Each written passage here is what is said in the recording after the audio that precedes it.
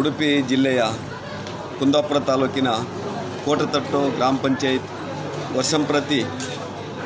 ನಮ್ಮ ಕನ್ನಡ ನಾಡಿನ ಒಬ್ಬ ಶ್ರೇಷ್ಠ ಕವಿ ಶಿವರಾಮ ಕಾರಂತರ ಹೆಸರಲ್ಲಿ ಅವರ ಆ ಒಂದು ಪುಣ್ಯಭೂಮಿ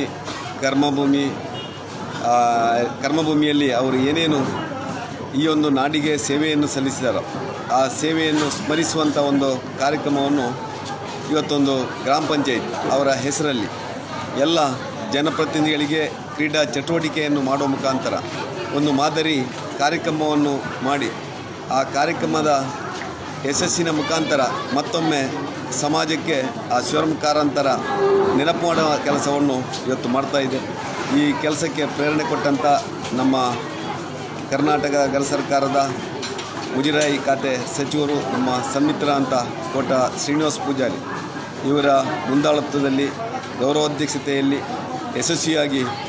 ನಡೆಯಲಿ. ಅದೇ ರೀತಿಯಲ್ಲಿ ಅಲ್ಲಿಯ ಗ್ರಾಮ ಪಂಚಾಯತ್ ಮಾಡ್ತಿರುವಂಥ ಕಾರ್ಯಕ್ಕೆ ಎಲ್ಲ ನಮ್ಮ ಜನಪ್ರತಿನಿಧಿಗಳ ಸಹಕಾರ ಕೂಡ ದೊರೆಯಲಿ ಅಂತೇಳಿ ನಾನು ಈ ಸಂದರ್ಭದಲ್ಲಿ ಎಲ್ಲ ನಮ್ಮ ನಾಗರಿಕ ಬಂಧುಗಳಲ್ಲಿ ಮತ್ತೊಮ್ಮೆ ಈ ಕಾರ್ಯಕ್ರಮದಲ್ಲಿ ಭಾಗವಹಿಸುವಂತೆ ಕೋರ್ತಾ ಯಶಸ್ಸನ್ನು ಹಾರೈಸ್ತಾ ಇದ್ದೇನೆ.